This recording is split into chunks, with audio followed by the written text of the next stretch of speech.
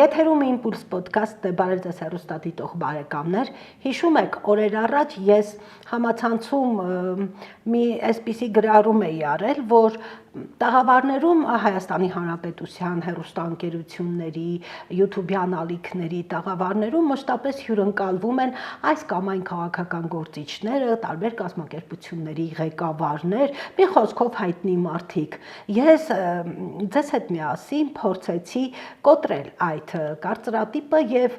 այսօր իմ տաղավարում այլ հյուր է եւ հետագայում մեկու մեջ սկզբունքով այսպես մենք ունենանք այնպիսի հյուրեր, որոնք այնքան էլ հայտնի չեն Հայաստանի Հանրապետության լայն հասարակությանը, այսպես, ինչպես ասում են, իրենց հետևից լայքեր շատ, դիտումներ չեն բերի, բայց շատ կարևոր է նրանց գոյությունը, նրանց ներկայությունը մեր իրականության մեջ եւ վերջի վերջո ովքեր են իրական քաղաքացիական հասարակության ներկայացուցիչները։ Այսպիսի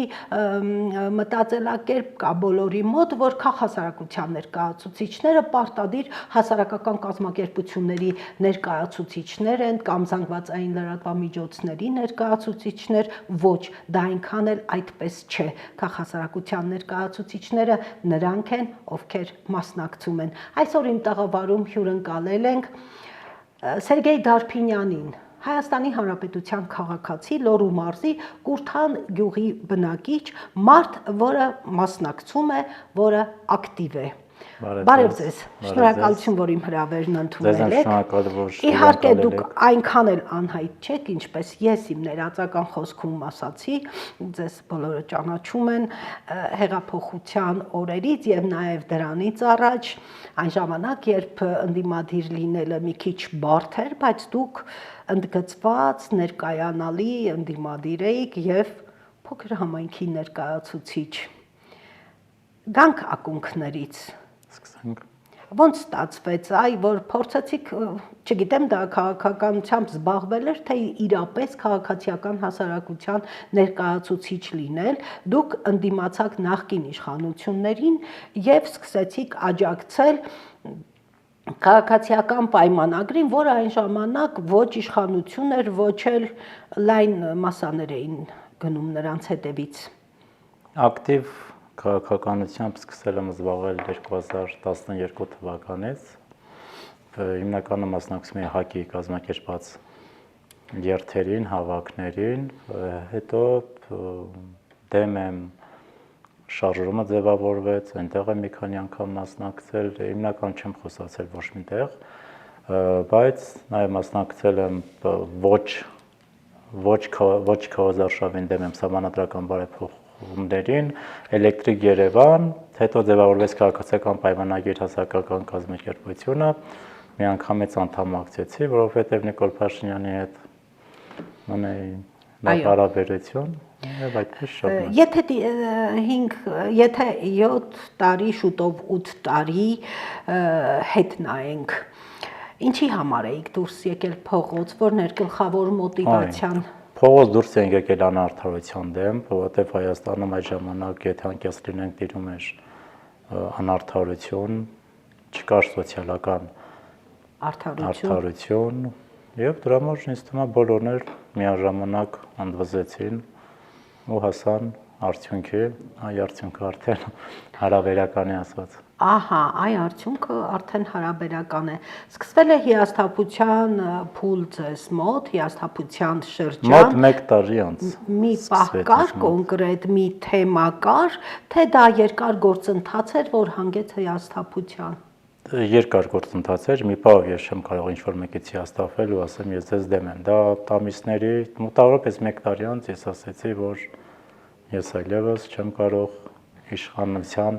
կողմնակիցը լինեմ, որովհետև այս իշխանությունը ինչ համար դուրս եկավ փողոց, ինչի համար հեղափոխություն արեց, գրեթե իրանց խոստումների մեծամասամբ չեն։ Օրինակ, որոնք էին այն խոստումները, որոնք չեն արել, կա համակարգային կոռուպցիաս ձեզ։ Ներկա պահին մեծամասամբ չկա, եթե անկեղծ լինենք։ Այսինքն սոցիալական անարդարություն կա։ Կա։ Ինչով է դրսևորվում, ինչ կերպ։ Սոցիալական անարդարությունը կարող է դրսևորվել տարբեր կոնկրետ իրականության մեջ ԿՊ-ն որպես իշխանություն չի ապահովում սոցիալական արդարությունը, որը որ խոստացել էր, հա դուք այդպես եք կարծում։ Ահա, կա նման բան, առհասարակ սոցիալական անապահովությունը, դա իշխանության պետք է առաջին թիվ 1 խնդիրը լինի, հարցը սոցիալական նպաստալը չէ, հարցը այնպես պետք է աջակցել գյուղացիներին կամ քաղաքաբնակներին, որ մարդիկ զարգանան անընդհատ, գոյատևեն, դա տեղի չի ունենում։ Լինի սուբվենցիոն ծրագրներ, սուբսիդավորում, հիմա վերջերս արդեն կա, մի քանի տարի գործում է, բայց դրանից առաջ առհասարակ ոչինչ չի արվել։ Եկեք խոսենք գյուղական համայնքներից, այ հեղափոխության ժամանակ եզակի էր, որ Հայաստանում իշխանություն էր փոխվում եւ ամենափոքր համայնքում անգամ ճանապարհ էին փակել, նաև ձեր համայնքում դուք եք կազմակերպել։ Լավ, ինչ էր պետք այդ գյուղացուն, որ տեղի չի ունեցել, ինչ էիք դուք ուզում, որ չի արվել եւ դրա համար հիասթափվել եք։ Արդյոք գաղափարախոսությունն է կոտրվել, թե ինձ համար հեղափոխության տրամաբանությունը եւ ոչ միայն ինձ համար, բոլորի համար հեղափոխության տրամաբանությունը այլ է։ Բայց նախ առաջին պետք էր փոխվել սահմանադրությունը, որը տեղի չունեցավ։ Սերժ Սարգսյանի հակով կարած սահմանադրությունը գծվեց Նիկոլ Փաշինյանի նույն, այսինքն Նիկոլ Փաշինյանը պիտի փոխվի, կարծես 8 տարի անց ինձ թվում է շատ ուշ էր։ Չէ, եթե հեղափոխությունա դուք պետքա դա սաղ իրագործեիք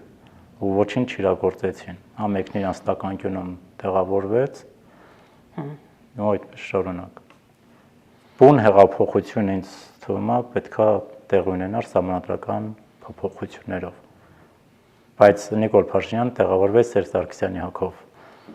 գծված կասում են։ Կոնկրետ ձեզ համար, որպես փոքր համայնքի բնակիչ, դուք ինչ ակնկալիք ունեիք գյուղական համայնքների զարգացման հետ կապված, ինչ պիտի աներ,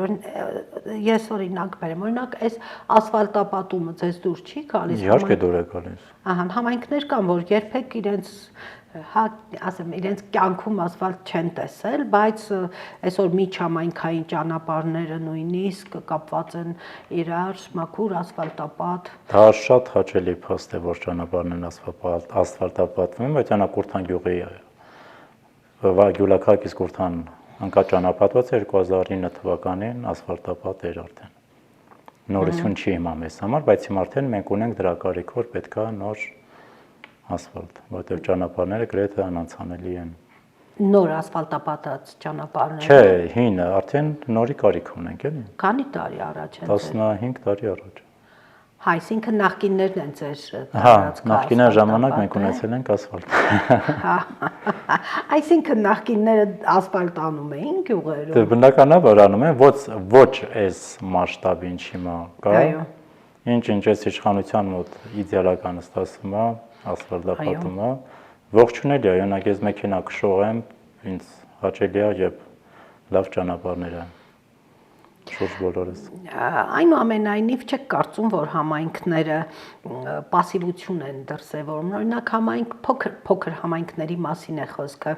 Քաղաքացիական նախաձեռնություններ եղել են ու իշխանություններն ասել են ոչ, չի կարելի, մի արեք։ Մեր հաղորդումներում հաճախ ենք խոսել հարցազրույցներում, որ շատ կարևոր է, որ փոքր համայնքներից նախաձեռնություններ գնան վերև։ Կլինի դա համայնքի ղեկավարի միջոցով, վարչական ղեկավարի միջոցով, թե հենց քաղաքացիական խմբերի միջոցով, արդյոք կազմակերպվել են, արդյոք ինչ որ գաղափարներ են գեներացվել գյուղերում եւ իշխանությունները մերժել են։ Չէ, ճիշտ ասած մի քանի բան եղել է, որ իշխանությունը աջակցել է, բայց եւ այնպես փոքր համայնքներում հասարակությունը շատ пассив է։ Ինչով է պայմանավորված այդ пассивությունը։ Չեմ կարող ասել, նա ես իմասով կարող եմ ասել, ես пассив չեմ, բայց մեծ մասշտաբով ժողովուրդը չի ուզում խառնվի քաղաքական եւ մինչ համայնքային խնդիրներին։ Ինչու՞ չի ուզում խառնվի, վախ կա, թե Չէ, վախ չկա, ուղղակի գիտեք ինչ, ամեն մեկը իր դարդով ապրում ու ցանկություն չունի։ Ոնց է մինչև 18-ի այդպես չէ, դարդով չէին ապրում, գնացին փողոց դուրս եկան, հիմա կա ինչ Դա մի պահ էր, որ ժողովուրդը արդեն փորձեց ու արդյունքի ասավ։ Հիմա չգիտեմ կստացվի թե չէ, խիստ կասկածներ ունեմ։ Իսկ հնարավոր է, որ համայնքի ղեկավարներն այնքան էլ իրենց տեղում չեն, գուցե համայնքի ղեկավարները պիտի ինչ-որ բացի այն, որ սուբվենցիոն ծրագրերն են վերահսկում համայնքներում, կոնկրետ իրենց ծրագրերը լիարժեք իրականացնեն, օրինակ մենք հաճախ ենք խոսում Վանաձորում, ես նույնիսկ շատ հաճախ ասում եմ, որ չպիտի համայնքի ղեկավարը թաքնվի սուբվենցիոն ծրագրի ետևում եւ ասի, տեսեք ինչ լավ բաներ են արվում մեր համայնքում, դա կառավարության ծրագիր է, բայց հենց կոնկրետ համայնքի ղեկավարը ինչ է անում, նա ծրագրով է հանդես եկել, նրան համայնքի բնակիչն ընտրել է ոչ թե սուբվենցիոն ծրագրի համար,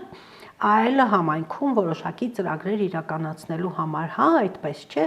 Տեսեք, նախ վերջին 2 տարվա մեջ ընդհանրապես չեմ խառնվել, դա իմ մեղքն է, ճիշտ ասած, որ չեմ խառնվել ներքին ավականունիստերին չեմ անգամ երբեք չեմ էլ մասնակցել, որ տեսնեմ ինչ։ Չէ, ես որպես քաղաքացի կարող եմ ներկա լինել ու չեմ մասնակցել, ինչի համար ափսոսանք եմ հայտնում, բայց եւ այնպես աշխատել է նույն նախկին համայնքապետը ներկայինս էլ ինչ որ չափով աշխատում են, որ ասեմ հիմնական բողոք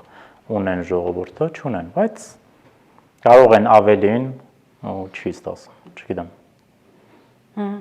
Ով է ձեր համայնքի ղեկավարը։ Խաչիկ Վարդանյան։ Ահա։ Իսկ Խաչիկ Վարդանյանի մոտ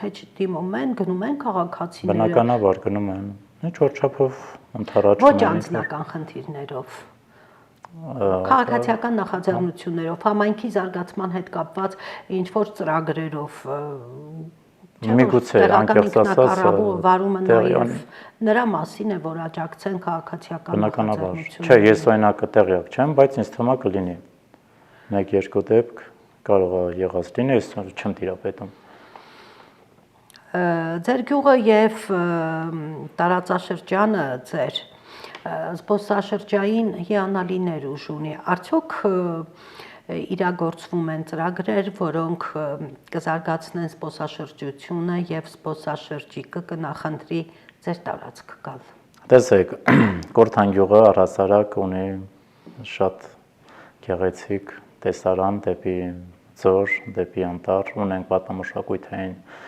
վայրեր, բայց եւ այնպես գյուղում չկա ոչ մի ենթակառուցվածք։ Սկսած ճանապարհից նախկին մարզպետի դիմումին գրել էր, որ հաջորդ տարի պետք է վերանորոգվի Կորթան ձորագյուղ ճանապարհը հատվածը, միակ լուսավոր կետը դա է, բայց գյուղը տուրիզմի ունեն մենք տուրիստներ շատ, բայց իրանք չեն մնում Կորթան։ Գալիս են ֆռում, գնում Գյուլաքարակ, Ստեփանավան կամ Վանաձոր։ Գյուղը չի զարգանում տուրիզմի միջոցով։ Հյուրատնային բիզնեսը Լոռու մարզում շատ լավ զարգացում է ապրում, դե ավելի շատ ձորի գյուղերում ես կասեի, բայց ձեր կողմն էլ ոչինչ, մենք եղել ենք Ստեփանավան, Գյուլաքարակ, Գյուլաքարակը ուրիշ հասկացություն արդեն, որտեղ այնտեղ մի քանի հյուրանոցներ կան, մի քանի տասնյակ հյուրատներ կան, Կորթան գյուղը մոտավորապես 15-20 հյուրատուն եթե լինի, շատ լավ է, գյուղում չունենք հյուրանոցներ, բայց ցանկալի է։ Կորթան հյուրատուն չկա։ Հյուրատներ կան, հյուրանոցներ չկան։ Ահա։ Շատ լավ, իսկ սննդի օբյեկտներ։ Չէ, չկան։ Նա ենթակառուցվածքների մեջ դել է մտնում, որ արկա չի ոչ մի բան։ Ես ուզում եմ ձեզ հարցնել, դուք որպես ակտիվ քաղաքացի եւ նաեւ հիանալի տերապետում եք տեղական ինքնակառավարման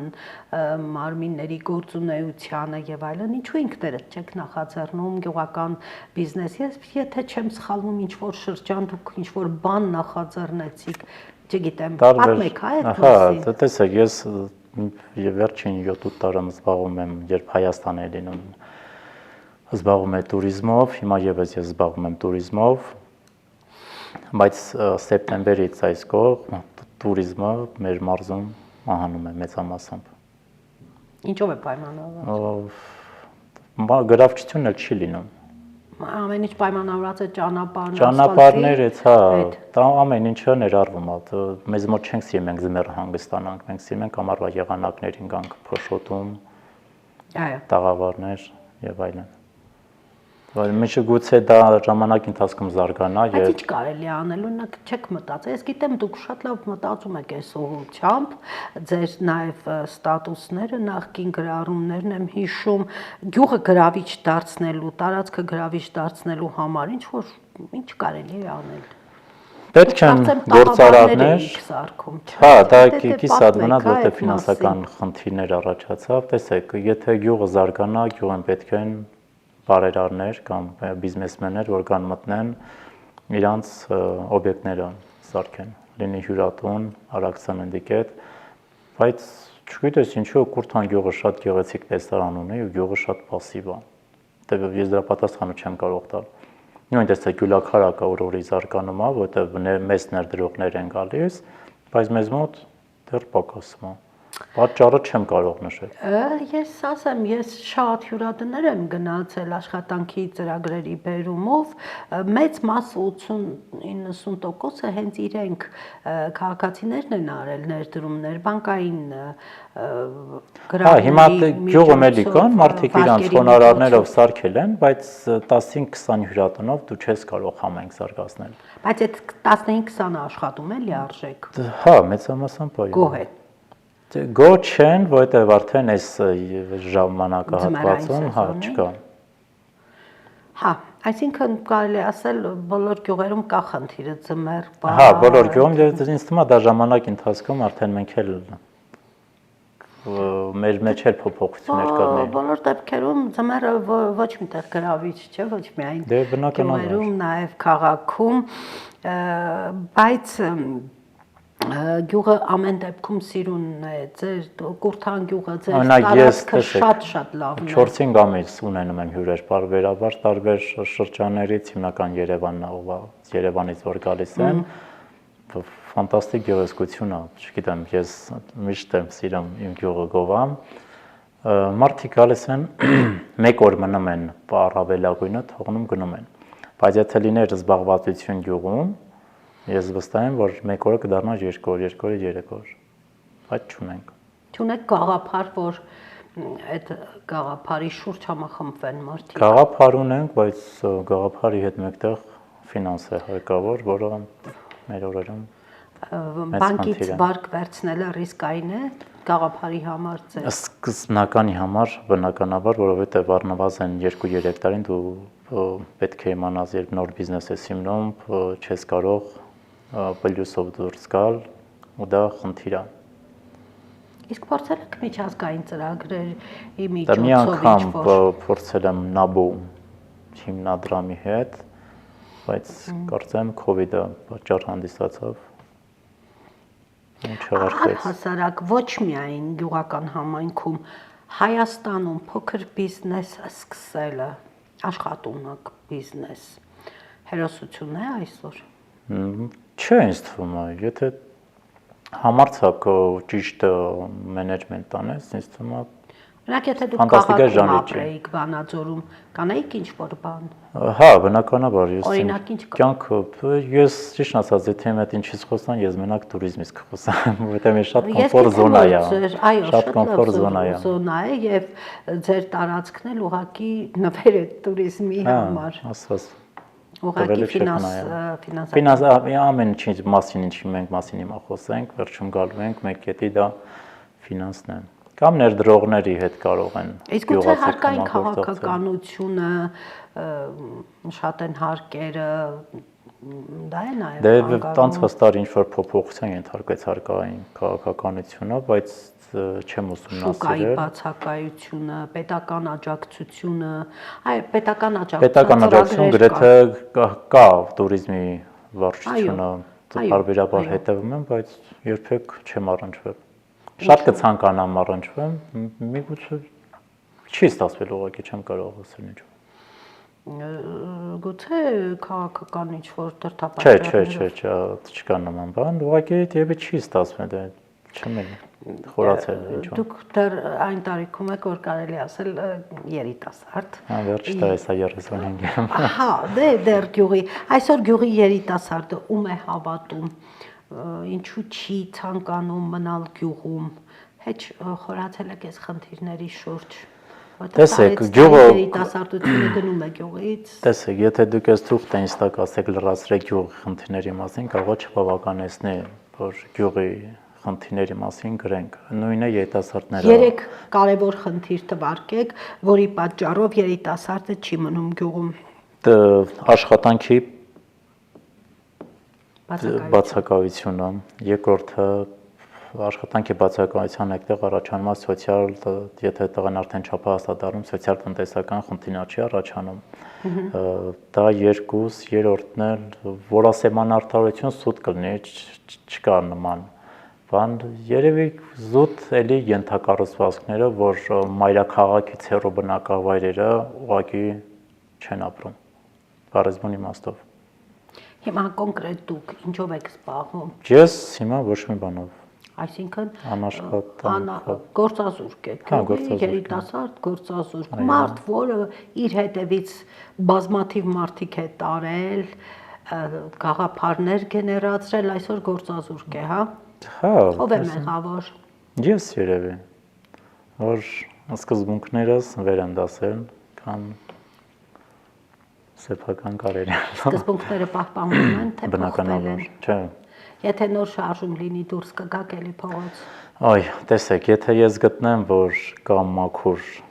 կետ, բնականաբար ես կաջակցեմ, բայց 2018 թվականից հետո կամ պատերազմից այս կողմ ինչ շարժում սկսվել է,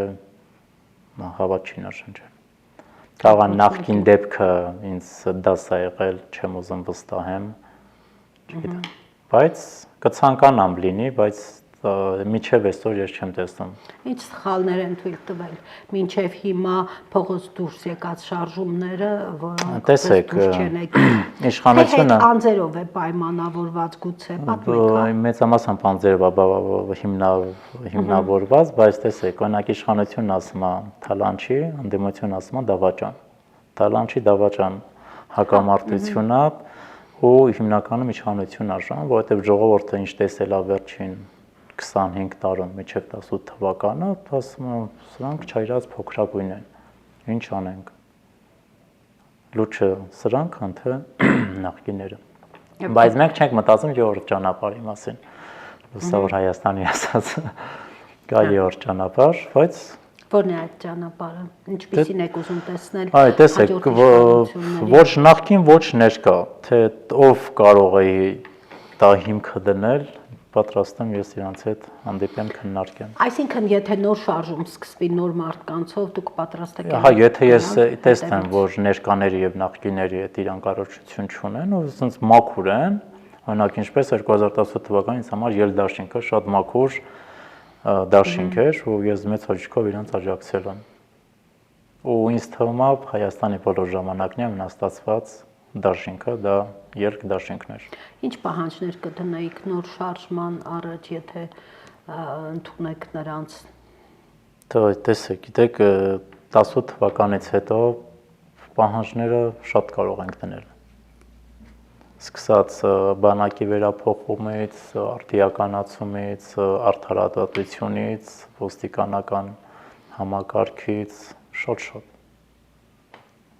Խնդիրները շատ կարող ենք, օրինակ դաշինքը կա կամ կուսակցությունը, խոսենք, լիքը խնդիրներ կարող ենք առաջ բերել ու դա իրանց նախընտրական այդ ծրագրի մեջին տեղ գտնեն, չգիտեմ։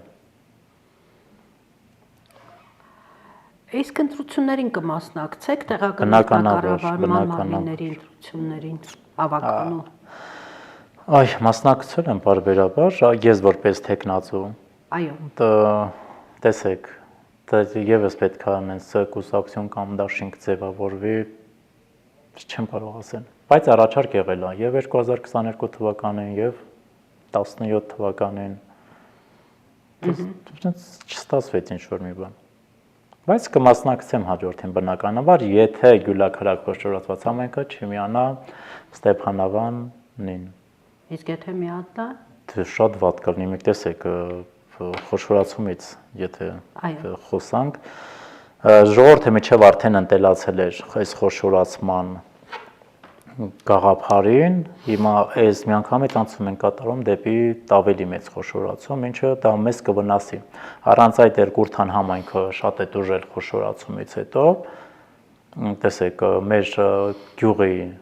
այգին վերանորոգվում է Ռուսաստանի բարերար կամ բարերարներ, չգիտեմ, բայց բարերար է։ Եթե մենք միանանք Ստեփանավանին, ճիշտ է, բյուջեի մասով ավելի հետաքրքիր տարբերակներ կարող է առաջանալ, բայց այդ ժողովուրդը մի քանի տարի այդնի լռելու է։ Այդտեղ մեծ խոշորացումները մեծ համայնքներին ոչինչ չի տալու։ Այսինքն խոշորացման ծրագիրը ի սկզբանե ձախողման էր դատապարտված, թեև ես կարծում եմ, որ այնքան էլ չէ։ Չէ, տեսեք, բյուջեն ինքը մեծանում է, ավելի խնդիրները, որ կարող են լուծել, օրինակ Պուշկինու համայնքը, Ամրակից համայնքը, այդ խոշորացման շնորհիվ այնտեղ ջրագիծ է կառուցվել, ճանապարհ է կառուցվել, լիքը գործեր արվել, բայց Կուրթան համայնքը ինքը շատ մեծ համայնք է, ու խոշորացումը ես չգիտեմ ինչ է մեզ տվել։ Ես չեմ կարող ասել։ Ընտրություններն արդար են անցնում վերջի հեղափոխությունից հետո։ Այն որ համատարած ընտրակաշարք հասկացություն չկա, դա փաստ է։ Բայց հիմա արդեն մեխանիզմները փոխվել, չեմ կարող ասել ինչ կլինի։ Առանց ընտրակաշարքի կգնան ընտրության։ Դա արդեն իսկ մի քանի անգամ գնացել են ու բարեհաջող տրամաբանական ավարտին է հասցվել։ Այսինքն ես հասկանում եմ, որ այնքան էլ խորը չի ձեր հիասթափությունը։ Իմ հիասթափությունը կախված է մի քանի կետերի հետ, որ ես դա նորմալ եմ համարում, որ հիասթափված եմ։ Ամենակարևորը նշեցիք սոցիալական արդարությունը։ Չէ, դա ես ընդհանրապես մի փաստ բերեցի։ Այն ինչ իրանք խոսք են տվել, որն են իրագործել։ Սերժեսնի պրիվետա տարոտ Զիմզիմովը արեցին, կամերաներ հեռացրեցին, մի բան էլ մի քանի անգամ ավելացրեցին։ Ծխելու համար տուգանքները 50,000 դրամ, իսկի Եվրոպայևի նման թիվ չի լինի։ Անընդհատ ժողովրդին քամելով արդյունքի չեն կարող հասնել։ Խնդիրները շատ է, որ հիասթափվել եմ նախկիններից լիքը անցում կատարեցին դեպի նոր իշխանություն, ու դա արդեն իսկ վիրավորական էր ինձ համար, որ ես չուզեցա ու բարբերաբար Պաշտոնյանի անուն չտամ։ Դու մեծ խոսում ես, բացատրում ես, որ պետք չի բան, ինձ ասում են դու սխալ ես տիրապետում, դե եթե ես սխալ եմ տիրապետում, ես ձեր հետ անելիք չունեմ։ Եթե ձեր ցավով եմ նշում, բայց եթե ձեր ուրախ եմ։ սրտի նոր շարժում չլինի, ընտրություններին пассив կլինեք։ Ոյ, դժվար է ասել, ես առասարակ կյանքում չեմ կարող пассив լինել, միշտ մի բան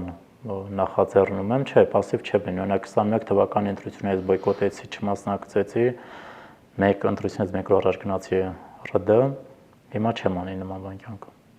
Իմ ձայնը ես փոշիացրեցի։ Դա շատ ափսոսում եմ։ Այո, նման պատկերացրեք, հազարավոր մարդիկ բոյկոտեցին, դա շատ բացասական անդրադառնում։ Հեշմիածնի ընտրությունները վառ օրինակ։ Տենց։ Էլ ինչ որ կուզեք ինչ որ բանից խոսենք։ Խոսել միշտ կարող ենք, ես ու դու։ Այո։ Գիտեք ինչ, եթե տեսեք ընդդիմությունն ասում է Նիկոլ Փաշինյանը իշխանությունը ինքը բռնապետական է, չէ՞, կիսաավտորիտար ռեժիմ է, եթե կիսաավտորիտար է, դուք ինչու եք ընտրություններին մասնակցում, չէ՞ որ փաստ է, որ ընտրությունները արդեն իսկ ոչ մի Հայաստանի նման կիսաավտորիտար երկիր երբեք ընտրությունների իշխանությունը չի պարտվել, չէ՞։ Վրաստանի օրինակը 2012 թվականին մենակ այդ մի օրինակն է, որ ընտրությունների իշխանությունը պարտվեց, բայց ես նման դեպք երբեք չեմ լսել, որ կիսաավտորիտար, եթե համարեն կիսաավտորիտար, եթե իրանք ասում են Նիկոլ Փաշինյանը բռնապետ է, ինչու եք մասնակցում ընտրություններին, եթե հույս ունեք հաղթելու։ Չէ՞ որ բռնապետները չեն պարտվում։ Եվ ամենակարևորը ինձ համար, որ այսօր ես ինչու ավելի շատ նախընտրեցի ձեզ հրավիրել որպես ՀՀ քաղաքացի, որտեղ շատ կարևոր է գյուղը, գյուղի զարգացումը, գյուղը չդատարկվելը ու հուսով եմ, որ դուք կկարևորեք այս հանգամանքները եւ ինչքան հասկանում եմ, չեք պատրաստվում քաղաք տեղափոխվել, չէ՞։ Չէ, գյուղը կա կմնա, օրինակ տեսեք, գյուղացիների խնդիրը հողագործության հետ կապված մեզ մոտ չկա ջրագիծ, որ կարտոֆիլի դաշտերը ջրվի, ցորենի դաշտերը ջրվի, դա շատ մեծ խնդիր է, բայց մենք մեր երկու կողմը գետեր ունենք, Ձորագետը եւ Կարկալ գետերը, ու մեր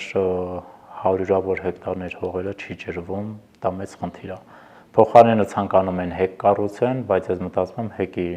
փոխարեն կարելի է ավելի մեծ գումար աշխատել։ Չէ, իսկ հեկը թույլ եք տալիս, որ կառուցեն։ Չէ, հիմա դեռ սառած է այսքանի տարի է, չգիտեմ Բնականաբար անթույլատրելի է հեկը։ Բնականաբար դա բնապահպանական մեծ խնդիրներ է այդ բերելու բուսականության չորացում։ 2 տարի չկան, 3 տարի արդեն։ Հանրային լուսում չկան։ Իսկ մինչ այդ եղել է մի քանի անգամ, այո։ Մեծամասամբ դե գիտեք ինչ, որ մարդիկ պետք է աշխատեն, արդեն սա շահագրգռի կողմ է։ Բայց եթե մի քիչ խորն ենք մտածում, ինչ կլինի 20 տարի հետո, չպետք է լինի նման բաներ, բայց հիմա ոնց որ չկա այդ թեման, սառած է։ Ապագայում տեսնենք։ Սերգեյ ջան, շատ շնորհակալ եմ, որ Ձեզ եմ շնորհակալ, որ հնարավորեցի։ Հասակ այստեղ Վանաձոր, այս տաղավարում զրուցելու, ինձ համար էլ սկզբունքի հարց է, որ այստեղ ոչ միայն պաշտոնատար անձինք կամ ճանաչված մարդիկ լինեն, հուսով եմ, որ մեր հեռուստադիտողը սիրով լսեց մեր զրույցը եւ շնորհակալություն, կհանդիպենք էլի, հուսամ կհանդիպենք նաեւ ձեր համայնքում, մենք հաճախ ենք համայնքներ հրավիրում եմ ձեզ սիրով։ Եթերում Impulse podcast-ներ, սիրելի հեռուստադիտողներ եւ այն հեռուստադիտողները, ովքեր մեզ դիտում են համացանցով, շատ եմ խնդրում մի դժվարացեք, գոնե հավանեք եւ կիսվեք մեր կոնտենտով, բաժանորդագրվեք, դա շատ կարեւոր է մեր ալիքի զարգացման համար։ Շնորհակալություն եւ ամենայն բարիք ձեզ։